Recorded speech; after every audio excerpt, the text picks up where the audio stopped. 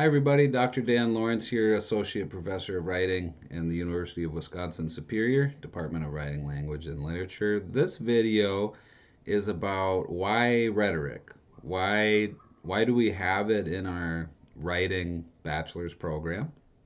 You're getting a BA in writing or minor in writing, and it's a question that comes up every semester. It becomes very apparent to some students by the end of the course why we have it in our program. But I do get on student evaluation sometimes these questions about was this really necessary, or I want to write novels. I don't really see the connection with rhetoric. So the purpose of this video is to hopefully briefly just explain some of those really explicit connections and purpose of this class. And I think you will see it by the end of the semester. Um, the first thing to say is that all writing is rhetorical. You're always writing for an audience, and you're going to see direct applications. So when we get to Cicero and we think about the concept of invention, where do ideas come from? I mean, how crucial is that for a writer? Where do your plots and your characters and your ideas come from? I mean, there's direct applications of rhetoric throughout.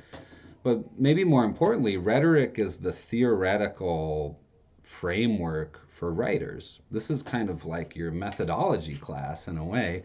If you were getting a bachelor's degree in English, you would take a methods class or literary theory, for example, as part of your degree program to give you the foundational philosophical, theoretical underpinnings of that field of study. If you were studying biology, uh, you would take a theory class. You would take or rather, something like scientific methods, so that you knew the proper procedures for studying that discipline. In writing, we have rhetoric. Rhetoric is our ancient theoretical, historical background, our backdrop, and our underpinning.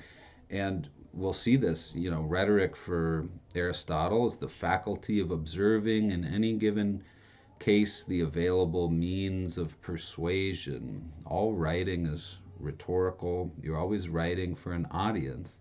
And it's so absolutely directly connected from everything from like the cover of a book, right? The graphic design and textual layout of a book cover to the formatting and font choice that goes inside of it, and how do those decisions influence the perception of the book that you wrote to an audience member?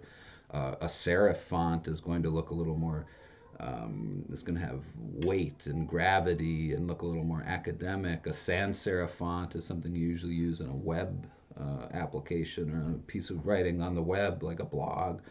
Um, those are design choices that are rhetorical. They're done for us. It's a specific choice for a specific effect on the audience. That's what rhetoric is. It's a specific choice that is intended to have a specific effect on the audience. And then rhetoric is also the toolkit that allows you as a reader, listener, to decode messages, to decode language and writing and communication. So as a writer, you want to have rhetoric in your toolkit. And that spans again from like the construction of sentences to the organization of a paper, to the organization of a book, to the very design of the book, to thinking about how you're going to market and brand yourself as a writer, and the web design that you're going to do, and what kind of um, language are you going to use to describe who you are as a writer. All of that is rhetorical. Everything you do as a writer, you're crafting language and communication to have specific effects on specific audiences. And you'll see that as you move along in your writing career when you write query letters to agents, for example. Say you've written a novel. You know, you want to think about what are the comparable titles. Is it a subgenre that has a market for it right now? Are people reading in that subgenre? Um, and I'm not just making this up. I've published a couple books now. Traditionally, published. I have my textbook on digital writing from Broadview Press, and just next month here, I'm going to have my nonfiction book, The History of Humanity's Search for Truth. That's a kind of history of disinformation and rhetoric that's coming out with Urano World. And then I'm working on some other nonfiction projects too. And this is how you have to persuade a literary agent to represent you, and then they have to persuade a publisher to, right, that the book has a market, the book has an audience. So from top to bottom, from your diction, your syntax, the words you're choosing, the way that you set up the structure of your sentences, the rhetorical techniques you use in your writing, anaphora, the repetition of, having repetition and parallel clauses at the beginning of sentences for effect. We shall fight on the beaches. We shall fight on the, right. It's rhetorical. Um, and you're going to learn some of those techniques. You're also going to learn the history of rhetoric. You're going to learn, even through Plato, how what perceptions of writing were like in ancient Greece, and how those ripple throughout time, and this contentious this issue with the sophists, right? The sophists who Plato perceived as being kind of tricksters, as being teachers for hire, um, people who wrote without, people who spoke, people who communicated without a good sense of philosophy, without a good sense of ethics. And how important is that still today? That, you write with meaning, you write with purpose, you write with some kind of intent to have a benefit on the world, social, economic, political, cultural. You're contributing some new ideas to the world as a writer. And so you best think about what you're going to say. You best think about, are you making the best arguments for your case? You best think about, have you investigated that idea fully? This is something important you'll see in Plato's Phaedrus. It's like, first you must be a thinker, then you can be a rhetorician. First you have to be a philosopher. You have to investigate your subject fully. You want to write a nonfiction book about the history of bicycles. You must first consider every angle of that subject. How are you going to approach it? What research are you going to do? What is the scope of the project, and so on? Then how are you going to package it all together and whatnot? Okay, I hope this has helped. It's a really common question I get, and I sometimes see it in student evaluations about the course, is just why? Why rhetoric in a writing program? And so I've tried to give you some quick ideas here about why. Maybe first and foremost is that it's the theoretical underpinning of what we do. In the same way that a biology bachelor's degree has a scientific methods course baked into it, we have rhetorical theory and rhetorical history baked into it, so that you can read the same things that all your favorite authors have read.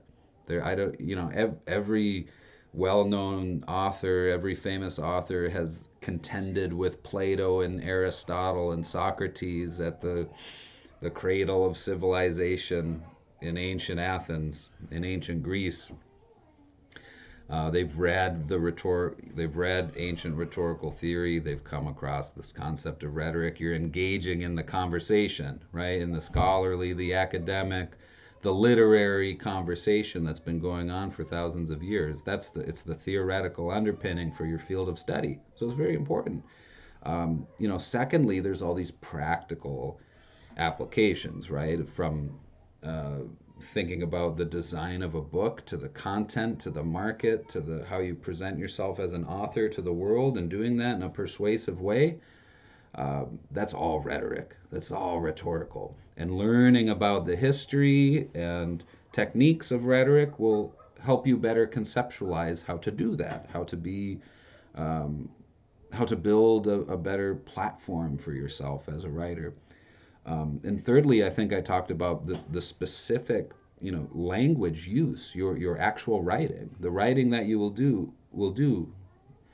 will be more artful, better informed, more nuanced, with a mind for rhetoric, with having studied the history and theory of rhetoric.